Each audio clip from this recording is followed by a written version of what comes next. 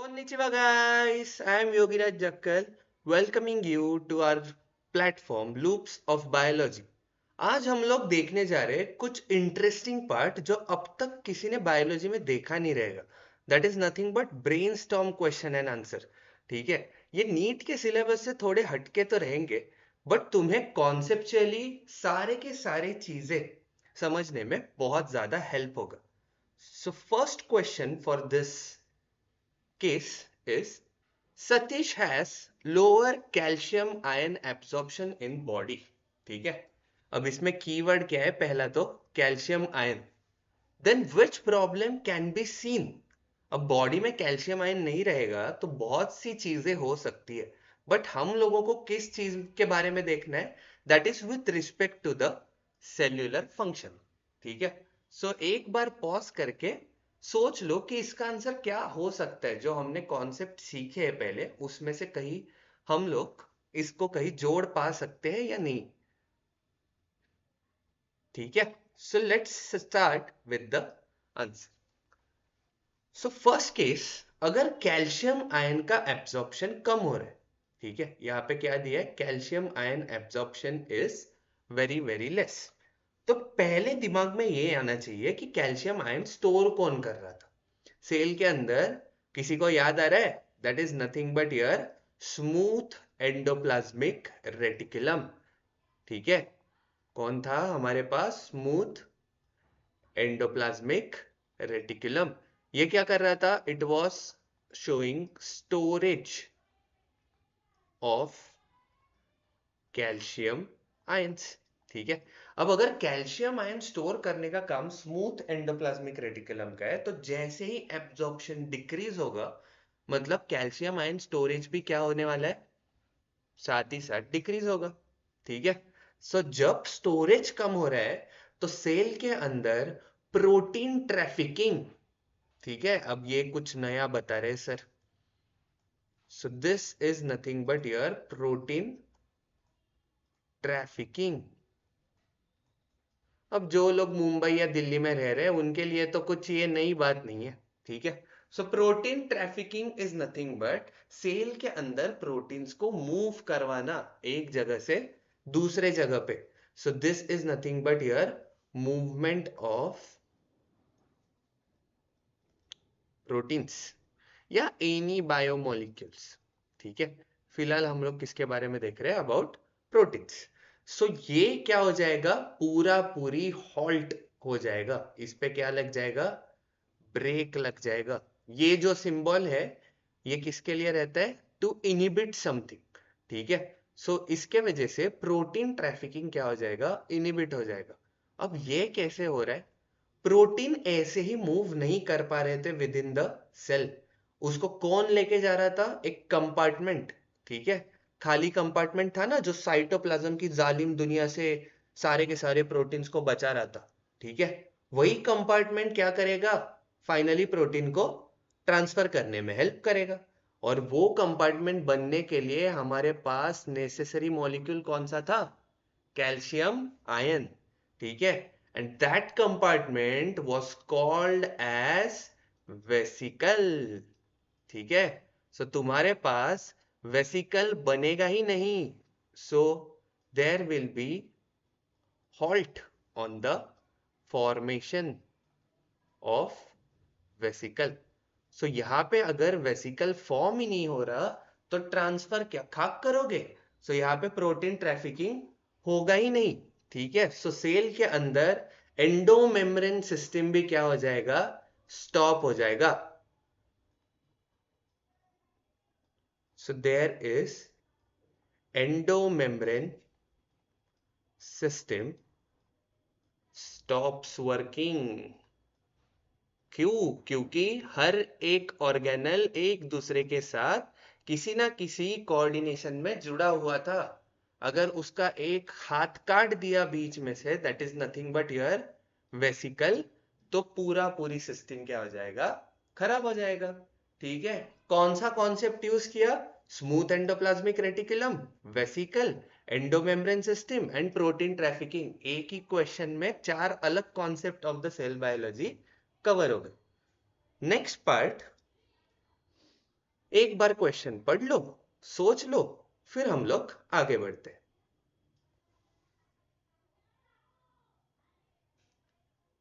चलो, रेखा हैज, अब ये रेखा कौन है सर? आपकी गर्लफ्रेंड? नहीं नहीं, ठीक है। So Rekha has a chemical X that inhibits the cytokinesis process. अब ये साइटोकाइनेसिस इज द कीवर्ड, और इसको क्या कर रहे हैं हम लोग?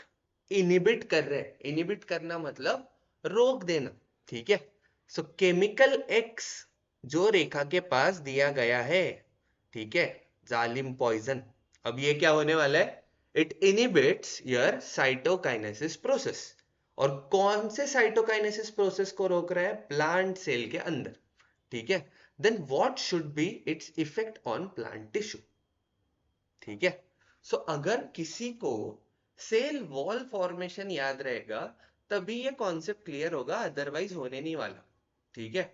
सो तुम्हारे पास मैंने बताया था दैट प्लांट सेल के अंदर जब कभी भी सेल डिवीजन होगा, ठीक है, प्लांट सेल के अंदर जब कभी भी सेल डिवीजन होगा, सो इन दैट केस जब सेल सेपरेट होगा उसी को क्या बोलते हैं हम लोग? साइटोकाइनेसिस। एंड ये सेपरेशन के वक्त इन प्लांट सेल स्पेसिफिकली, ठीक है, यहां पे क्या होता है? There is cell plate formation.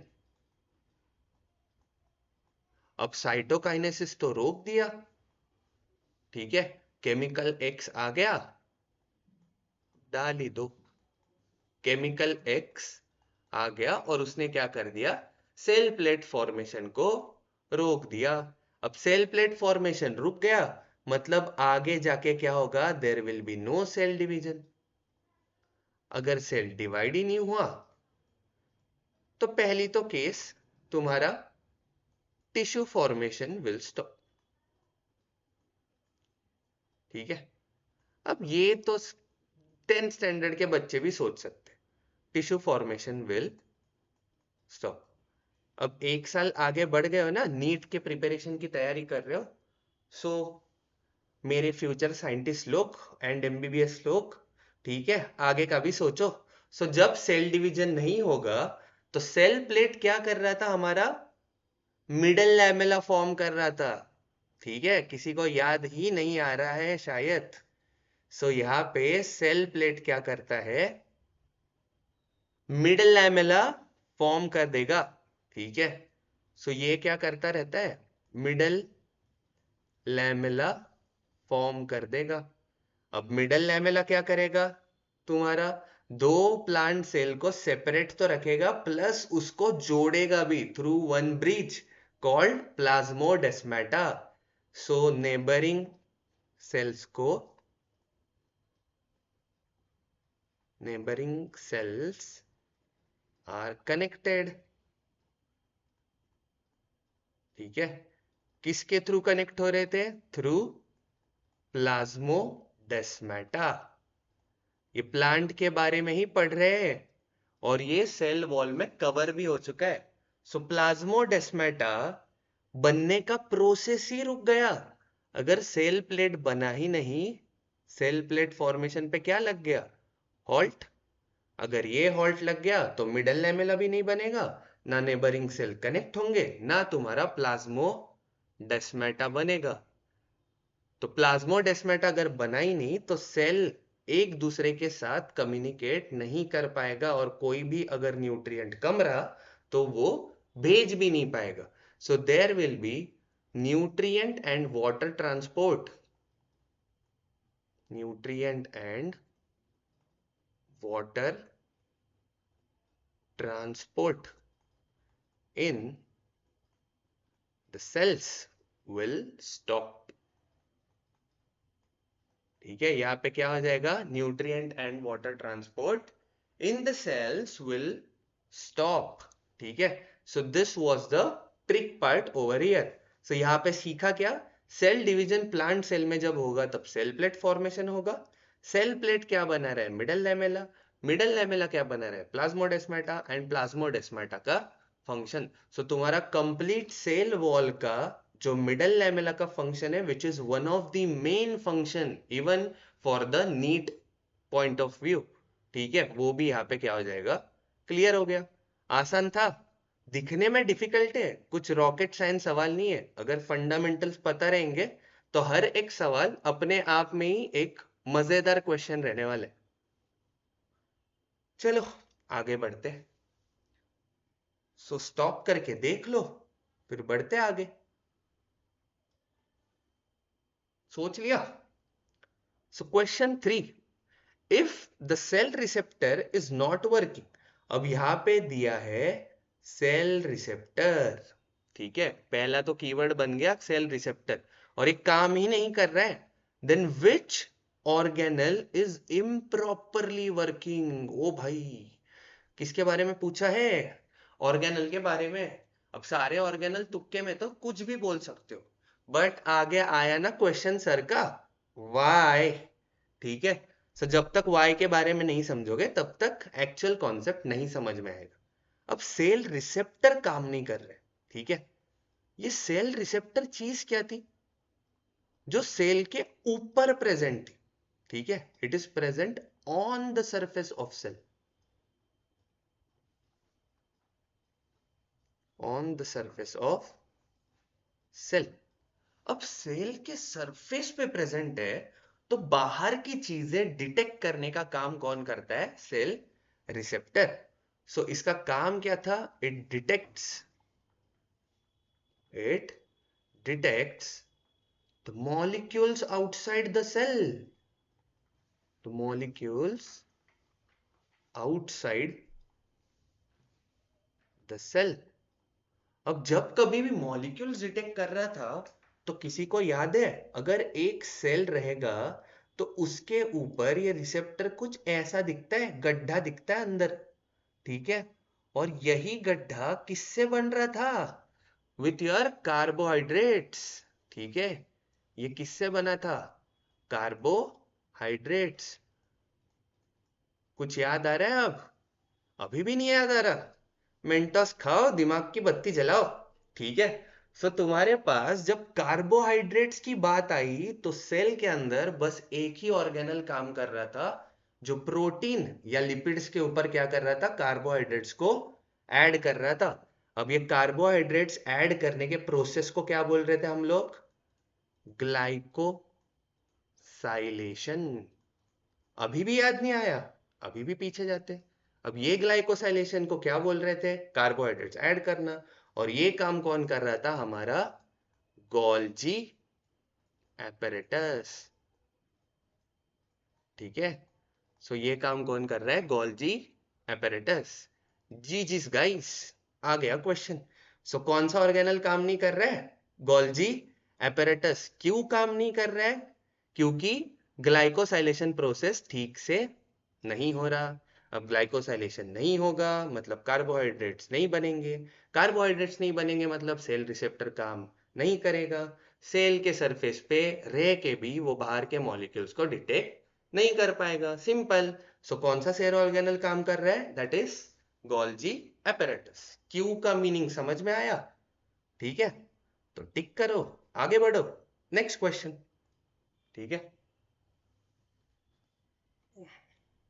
सो देखते हैं क्या चल रहा है, देख लिया, ठीक है। Let's start with question number 4, if the R plasmid is absent. अब ये क्या लेके आ गए सर? आर प्लाज्मिड के बारे में तो बोल दिया, बट आर प्लाज्मिड गायब करने के बाद कैसा चलेगा? सो आर प्लाज्मिड इज एब्सेंट, ठीक है, नहीं है। किसके पास नहीं है? हमारे पास नहीं, बैक्टीरिया के पास नहीं है, ठीक है। So R plasmid is absent in bacteria and still the bacteria is showing antibiotic resistance. ये क्या तहलका आ गया बीच में, ठीक है। आर प्लाज्मिड भी नहीं है और एंटीबायोटिक रेजिस्टेंस भी आ रहा है, तो बैक्टीरिया के पास ऐसा क्या पॉसिबल मैकेनिज्म हो सकता है? क्या लग रहा है? अगर मैं एक सेल के सरफेस को कंसिडर करता हूं, ठीक है, अब इसके अंदर तो आर प्लाज्मिड नहीं है, so this cell is R negative. अब बाहर से अगर मेरे पास सपोज ये एक एंटीबॉडी पड़ा है, ठीक है, और ये एंटीबॉडी सेल के अंदर आ गया, अब आ ही गए, फिर भी बैक्टीरिया मर नहीं रहे, ये कौन सा जादू है? कोई मिल गया ऐसे लेके आ गया क्या? ऐसा नहीं है, बायो में विदाउट कॉन्सेप्ट कुछ नहीं चलता, ठीक है। सो जब कभी भी antibiotic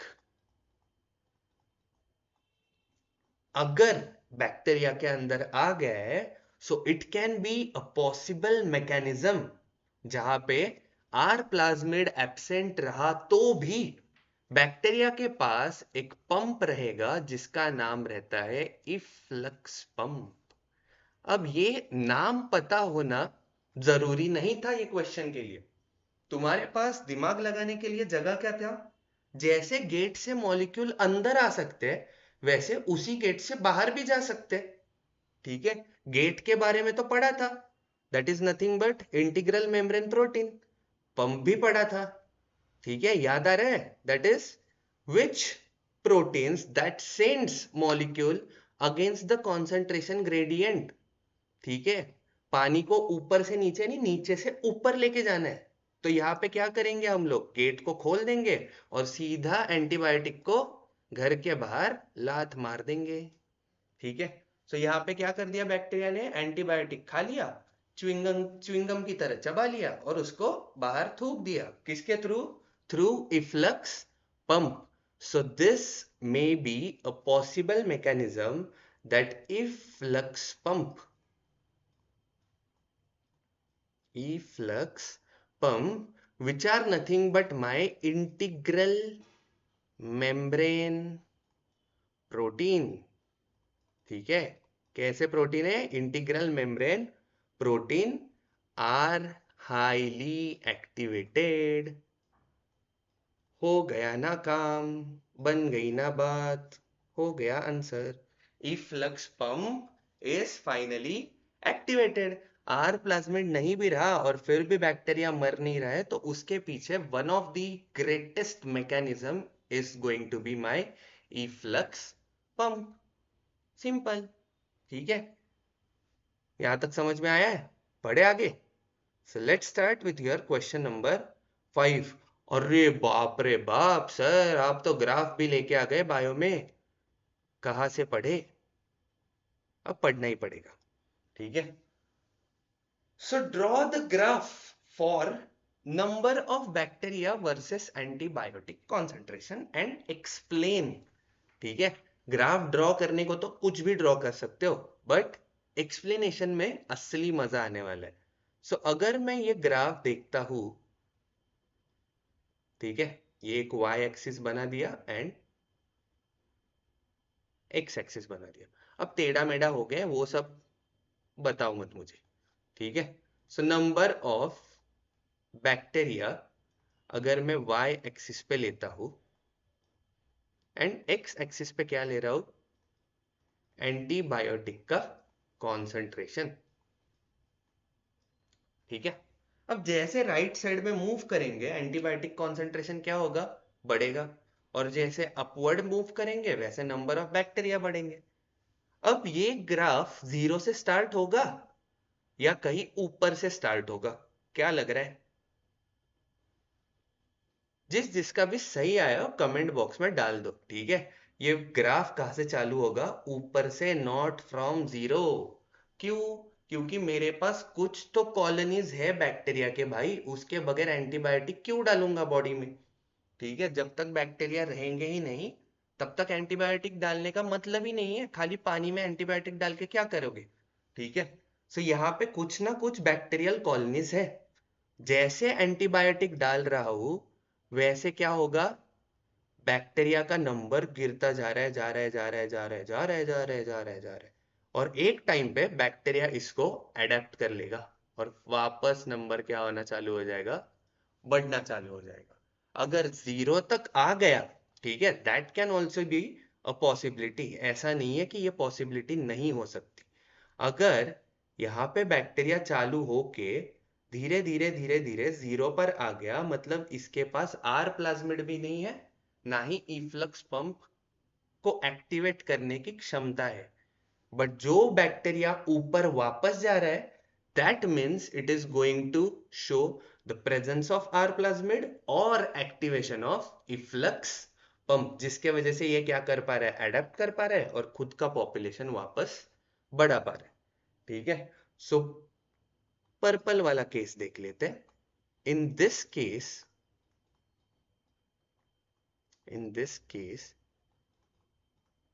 bacterial colonies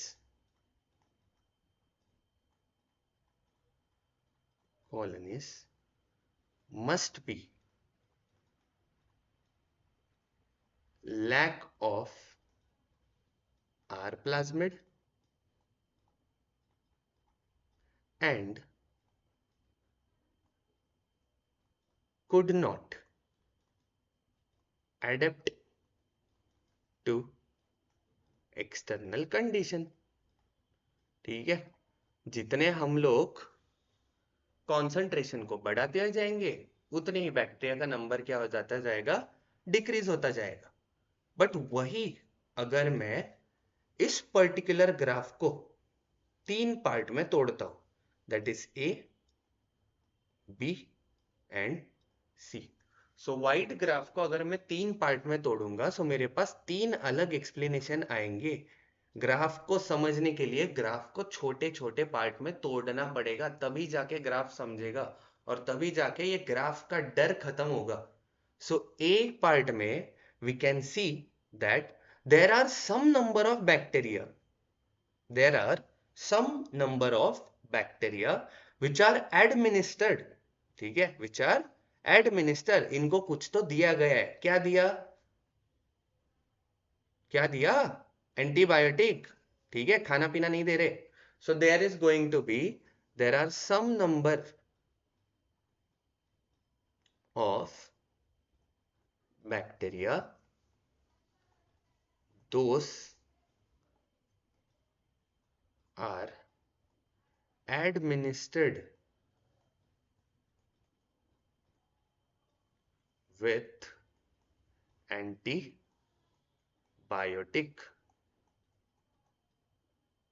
due to which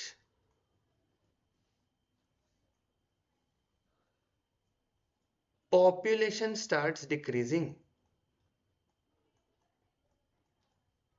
obvious है डिक्रीज ही होने वाला है। ठीक है, पहला पार्ट क्लियर। अब बी पार्ट पे क्या हो जाएगा, यहां पे पॉपुलेशन स्टेबल होना चालू हो जाएगा। ठीक है, at B point the bacteria started to adapt, bacteria started to adapt. क्या अडेप्ट कर रहे, टू एक्सटर्नल कंडीशन। ठीक है, तो यहां पे क्या कर लिया, बैक्टीरिया ने अडेप्ट कर लिया कौन से कंडीशन को, एक्सटर्नल कंडीशन को, जो एंटीबायोटिक के वजह से बैक्टीरिया मरना बंद हो गए। And they starts developing themself by either expression of R plasmid और इफ्लक्स पंप और बोथ। ठीक है, आर एक्टिवेटेड। अगर ये एक्टिवेटेड हो गए तो फाइनली पॉपुलेशन क्या हो जाएगा, वापस बढ़ना चालू हो जाएगा। अब क्या सर सच में ऐसा होता है? हाँ भाई, होता है। ट्यूबरक्यूलोसिस, न्यूमोनिया, ये ऐसे डिसऑर्डर है जहां पे आप लोगों ने सुना रहेगा कि स्टेज 1, स्टेज 2, स्टेज 3 ऐसी कंडीशन रहते। सो ऐसे टाइम पे जैसे ही स्टेजेस बढ़ते जाएंगे ये पर्टिकुलर बैक्टीरिया उस एंटीबायोटिक को क्या होता जाता है, रेजिस्टेंट होता जाता है। और ऐसे बैक्टीरिया को हम लोग क्या बोलते हैं, मल्टी ड्रग रेजिस्टेंट बैक्टीरिया। ठीक है, इसको कितना भी एंटीबायोटिक का कॉकटेल पिला दो, ठीक है, 4-5 एंटीबायोटिक एक साथ मिक्स करके भी दे दिया, इसको कुछ फर्क नहीं पड़ेगा। ये हमेशा क्या करेगा, एंटीबायोटिक को रेजिस्ट ही करेगा। And this is one of the deadliest stage. ठीक है, जहां पे कोई एंटीबायोटिक वर्क करना काम नहीं करेगा। ठीक है, and that's the one of the case जिसको क्या बोलेंगे हम लोग, मल्टी ड्रग रेजिस्टेंट बैक्टीरिया, जिसको सुपर बग भी बोला जाता है। ठीक है, सो नेक्स्ट पार्ट इंटरेस्टिंग लग रहा है ये पार्ट? ठीक है, so next part and final question for today. ठीक है, so how can a cell be used for preparation of diagnostic kit? ओ भाई, सेल को यूज करना है, ठीक है, किसमें? In diagnostic kit. अब अगर डायग्नोस्टिक किट के बारे में सोचो तो जनरली डायग्नोस्टिक किट क्या होते हैं? कलर चेंज देते, ठीक है, लाते कलर चेंज। सो पहले तो डायग्नोस्टिक किट अगर सोचूंगा तो कोई डिसीज को डिटेक्ट करने के लिए यहां पे क्या आना चाहिए? There should be a colour change. ठीक है, अब कलर चेंज देखने के लिए कोई भी अगर इंसान रहेगा, उसको विजुअल इफेक्ट देखने में ज्यादा सेटिस्फेक्शन रहता है। अगर कलर चेंज आ गया सो उसको भी समझेगा कि हाँ मैं भी डॉक्टर बन गया हूं, मुझे भी डायग्नोसिस करना आगे। ठीक है, सो यहाँ पे क्या हो जाता है? कलर चेंज दिखाने के लिए हमारे पास दो ऑप्शंस अवेलेबल है। ठीक है, केस ए अगर देख ले तो सिंपल, हमने जो सीखा है वो वाला केस। ठीक है, अगर सेल के अंदर, ठीक है, तुम्हारा रिसेप्टर बन रहा है और वो कहां पे आ रहा है? On the surface of the cell. So बाहर से अगर कोई भी डिटेक्टिंग मॉलिक्यूल आ गया तो इनके दोनों में क्या हो जाएगा? इंटरेक्शन। ठीक है, इन दोनों में क्या होने वाला है? इंटरेक्शन। और यहां पे हम लोग ये रिसेप्टर को क्या करेंगे? एक कलर से टैग कर देंगे। सपोज यहां पे रेड कलर फ्लोरोसेंस प्रोटीन को लगा दिया। ठीक है, सो दोनों इंटरेक्शन जब कभी भी होंगे, ये पर्टिकुलर रेड कलर कुछ ना कुछ एनर्जी किसको देगा? दूसरे प्रोटीन को दे देगा, जिसके वजह से इस पे कुछ अलग कलर आना चालू हो जाएगा। अब अगर ये एनर्जी दे रहा है तो इस पे कलर अलग कैसे आ रहा है सर? अब ये कॉन्सेप्ट चलता है on the basis of transmission radiation. ठीक है, जब कभी भी तुम्हारे पास एक एटम है और एटम के पास एक इलेक्ट्रॉन प्रेजेंट है, ठीक है, सो ये इलेक्ट्रॉन क्या कर रहा है? एटम के अराउंड घूम रहा है। ठीक है, जब कभी भी मैं इंटरेक्शन करता हूं, मैं मतलब कुछ एनर्जी इस इलेक्ट्रॉन को दे रहा हूं। सो जैसे ही इलेक्ट्रॉन को एनर्जी मिलेगी, ये अपनी औकात भूल जाता है और क्या कर देता है? अपने ऑर्बिट से जंप करके बाहर चला जाता है। बट घर छोड़ दिया, पैसे तो कम है जेब में। ठीक है, सो जैसे ही पैसे खत्म होने आ जाएंगे, वापस कहाँ पे आ जाएगा? अपने अपने घर में ही आने वाला है। और घर में आते वक्त क्या करेगा? ये कुछ एनर्जी रिलीज करेगा and this energy will be visualised in the form of colour. ठीक है, जिसकी वजह से हम लोग एक पार्ट तो सीख गए कि हाँ सर, डायग्नोस्टिक किट में डायरेक्टली यूज कर सकते। So this is basically based on protein interaction, based on protein interaction and color emission. This is completely based on wavelength of the light. ठीक है, थोड़ा सा फिजिक्स भी आने ही वाला है। सो यहाँ पे क्या होने वाला है? Colour emission based on wavelength of light. हमारे पास क्या होने वाला है? The diagnostic kit will be ready. ठीक है, अगर ये चीज करना नहीं है तो हमारे पास दूसरा ऑप्शन भी है, जो कैसा रहेगा? Complete molecular biology based option. So case B, क्या करेंगे केस बी के अंदर? If suppose I am having a cell, थोड़ा सा बड़ा सेल बना देते। यहाँ पे क्या हो रहा था? बस प्रोटीन प्रोटीन में इंटरेक्शन हो रहा था। अगर मैं यहाँ पे रिसेप्टर दिखाता हूं और कोई भी मॉलिक्यूल बाहर, चाहे प्रोटीन हो, लिपिड हो, कार्बोहाइड्रेट हो या कोई भी मॉलिक्यूल हो, वो जैसे ही आके इसको अटैच करेगा, किसको? रिसेप्टर को, तो रिसेप्टर क्या करता है? इंटरनल सिग्नल पास करना चालू करता है। सीखा था कॉन्सेप्ट, इसी को क्या बोलते थे? Signal transduction. ठीक है, इसको क्या बोलते थे हम लोग? Signal transduction. अब सिग्नल ट्रांसडक्शन के बेसिस पे ये सिग्नल कहां तक पहुंचने वाला था? अपने मेन हेड क्वार्टर्स तक, that is nothing but nucleus. अब ये क्रोमैटिन फाइबर में सीखने वाले हैं, that is nothing but nucleus के अंदर क्या है? डीएनए। अगर मैं ये डीएनए के अंदर कुछ ऐसा मॉलिक्यूल फिट कर दूं, ठीक है, ऐसा रीजन है जो क्या बनाएगा मेरे पास? Green fluorescence protein. तो ये सिग्नल क्या कर रहा है? न्यूक्लियस को एक्टिवेट कर रहा है to release green fluorescence protein.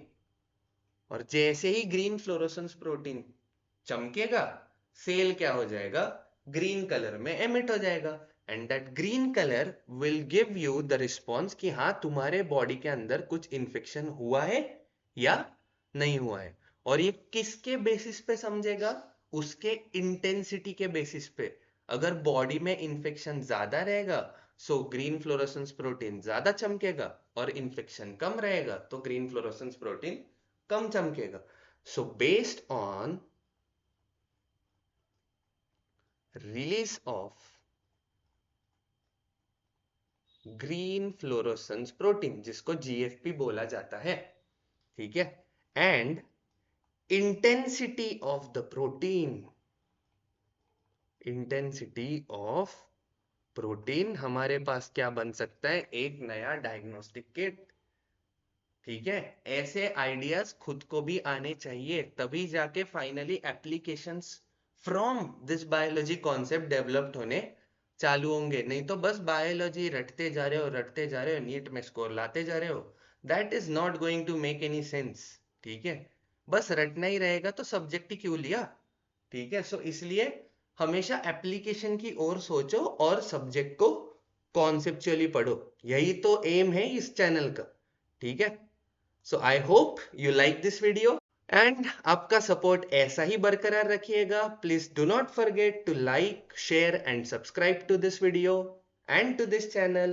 Do not forget to press that particular bell icon for upcoming videos. Thank you guys. Bye bye. See you in the next video.